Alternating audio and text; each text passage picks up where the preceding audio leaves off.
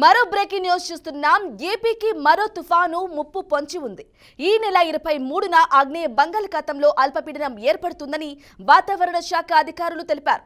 ఆపై పశ్చిమ వాయువ్యంగా పయనించే క్రమంలో తుఫాను దిశగా మారే అవకాశం ఉందని పేర్కొన్నారు.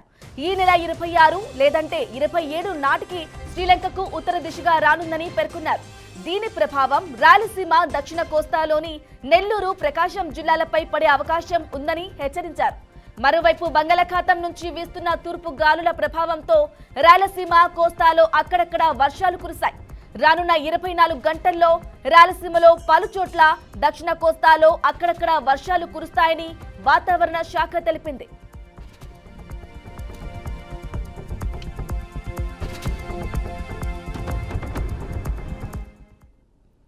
రైట్, ఇక ఇదే అంశంపై మరింత సమాచారం అందించడానికి మా ప్రతినిధి శ్రీనివాస్ అందిస్తారు. శ్రీనివాస్, చెప్పండి. ఏపీలో పలు చోట్ల వర్షాలు కురవబోతున్నట్లుగా తెలుస్తోంది. అల్పపీడనానికి సంబంధించి, సైక్లోన్ కి సంబంధించి డీటెయిల్స్ ఇవ్వండి. బ్రాహ్మణి, ఏదైతే ఈ నెల 23వ తేదీన ఆగ్నేయ బంగాళాఖాతంలో అల్పపీడనం ఒకటి ఏర్పడనుంది. ఆ అల్పపీడనం కాస్త తీవ్ర అల్పపీడనంగాను, వాయుగుండంగాను, తీవ్ర వాయుగుండంగాను అనంతరం తుఫానుగా కూడా బలపడే అవకాశం ఉందని ఇప్పటికే వాతావరణ శాఖ అయితే హెచ్చరికలు జారీ చేసింది. దీని ప్రభావంతో చూస్తుంటే ఇప్పటికే తూర్పు గాలుల ప్రభావంతో రాయలసీమ, కోస్తాలు అక్కడక్కడ కూడా ఒక మోస్తరు వర్షాలు అయితే పడుతూ ఉన్నాయి. ఇది పశ్చిమ వాయు దిశగా పయనించే క్రమంలో ఈ నెల 26 లేదంటే 27 నాటికల్లా శ్రీలంక ఉత్తర దిశగా కూడా పయనించే అవకాశం ఉంది.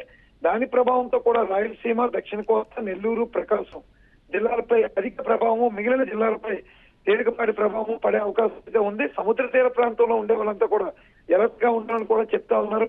పూర్తిగా చూసుకుంటే ఈ అల్పపీడనం కాస్త తుఫానుగా మారే అవకాశం ఉందని పూర్తిగా కూడా వాతావరణ శాఖ అధికారులు అయితే ఇప్పటికే స్పష్టమైన ఆదేశాలు జారీ చేశారు. జిల్లా కలెక్టర్లు కూడా దీని మీద యంత్రాంగాన్ని అంతా అప్రమత్తం చేసే అవకాశం అయితే ఉంది. బ్రాహ్మణి.